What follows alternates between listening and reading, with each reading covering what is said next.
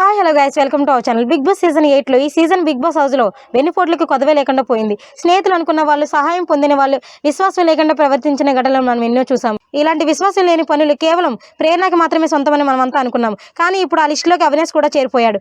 Finale ticket తీసుకుని top 5లోకి వెళ్ళిపోవడంతో అవినాష్లో ధైర్యం పెరిగిపోయింది. ఇప్పుడు జనాలు బయట ఏం చూస్తున్నారో, ఎలా చూస్తున్నారో నాకు అనవసరం.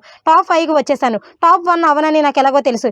ఇక మాస్క్ తీసేసి గేమ్స్ ఆడవచ్చనే విధంగా ఆయన నామినేషన్ ప్రక్రియలో ప్రవర్తించాడట. అందుకే అతనికి ఎవిక్షన్ పాస్ ఇచ్చి ఎలిమినేషన్ నుండి కాపాడిన నబీల్ కూడా వెనుపోటు పడుస్తూ నామినేట్ చేస్తున్నట్లు తెలుస్తుంది. ఆయన నామినేషన్ కి కారణాలు ఏమిటంటే, మేము హౌస్ లోకి రాకముందు చూసిన నబీల్ వేరు, వచ్చిన తర్వాత చూస్తున్న నబీల్ వేరు. అప్పట్లో నేను నీలో విన్నర్ని చూశాను. ఇప్పుడు రోజు రోజుకి నీ ఆట తీరు తగ్గడం చూస్తున్నాను. నా అంచనా కరెక్ట్ అయితే ఇప్పుడు నువ్వు టాప్ 5లో కూడా లేవు. అంతేకాకుండా కీలకమైన టికెట్ ఫినాల టాస్క్ లో కూడా నువ్వు సరిగా ఆడలేదు. అందుకని నేను నిన్ను నామినేట్ చేస్తున్నానని చెప్పి నబీల్ని నామినేట్ చేశాడట.